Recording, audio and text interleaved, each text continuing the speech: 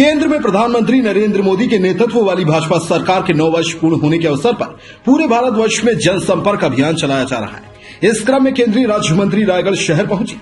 आपने यहां प्रेस वार्ता की। अपने संबोधन में आपने कहा कि देश की 130 करोड़ जनता ने नरेंद्र मोदी जी के नेतृत्व पर भरोसा किया और इस भरोसे ने 2014 से 2023 के इन 9 वर्षों में ही देश में शांति, समृद्धि और विकास की गति और सरकार की मंशा स्पष्ट कर दी है। भारत वो दिन नहीं भूला है जब यह कहा जाता था कि हम तो दिल्ली से 1 रुपए भेजते हैं लेकिन गरीबों तक सिर्फ 15 पैसे पहुंचते हैं, और देश ये दिन भी नहीं भूलेगा कि आज दिल्ली से 100 रुपया चलता है तो गरीब के पास पूरा का पूरा 100 रुपए पहुंचता है। आज हमारे प्रधान सेवक हर आपदा में देशवासियों के साथ खड़े मिलते हैं। एक वो दिन थी जब देश को पोलियो, टिटनेस और बीसीजी जैसे टीकों को भारत आने में 50 से ज्यादा साल लग गए थे, और आज कोरोना जैसे भयंकर महामारी से लड़ने में समूचा विश्व भारत की प्रशंसा करते नहीं थक रहा। मोदी के प्रधानमंत्री बनने के पहले देश में 12 किलोमीटर प्रतिदिन के हिसाब से हाईवे बनते थे, जिसकी गति वर्तमान में 40 किलोमीटर प्रतिदिन तक पहुंच गई है। वर्तमान में हमारा मेट्रो नेटवर्क दुनिया में 5वें स्थान में आता है। जल्द ही हम इस क्षेत्र में भी अग्रणी रहेंगे।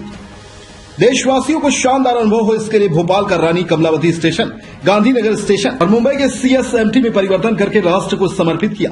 मेक इन इंडिया को नई परिभाषा देते हुए भारतीय इंजीनियरिंग ने दुनिया के सबसे ऊंचे रेलवे ब्रिज बना डाले। देश ने वो दिन भी देखा जब नई टेक्नोलॉजी को लाने में भ्रष्टाचार होते थे।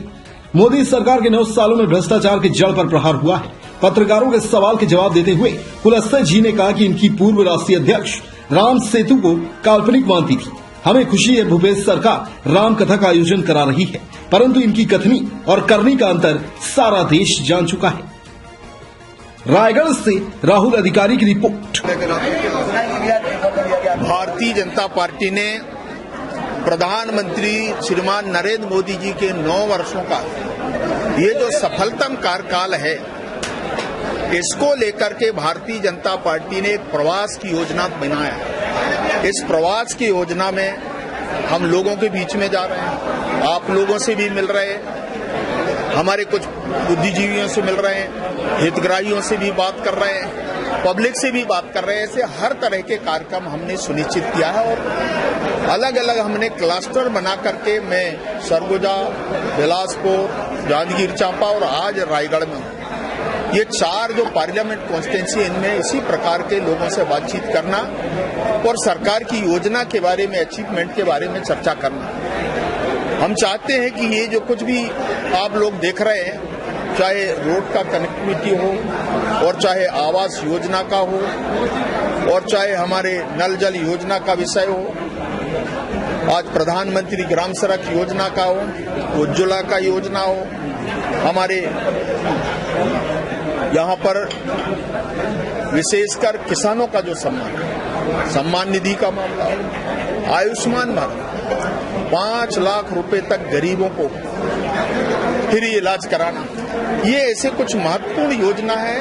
और इसलिए हमने ये जो सरकार का है, गरीबों की सरकार है, गरीबों के लिए काम करने वाली सरकार, इस प्रकार की एक व्यवस्था हमने दिया। और प्रधानमंत्री जी ने उस समय कहा कि ये सरकार गरीबों को समर्पित सरकार है, और इसलिए भारतीय जनता पार्टी की सरकार बनने के बाद हमने इस दिशा में आगे बढ़कर के काम करना प्रारंभ किया और वो आम जनता तक पहुंचना भी प्रारंभ हो गया है।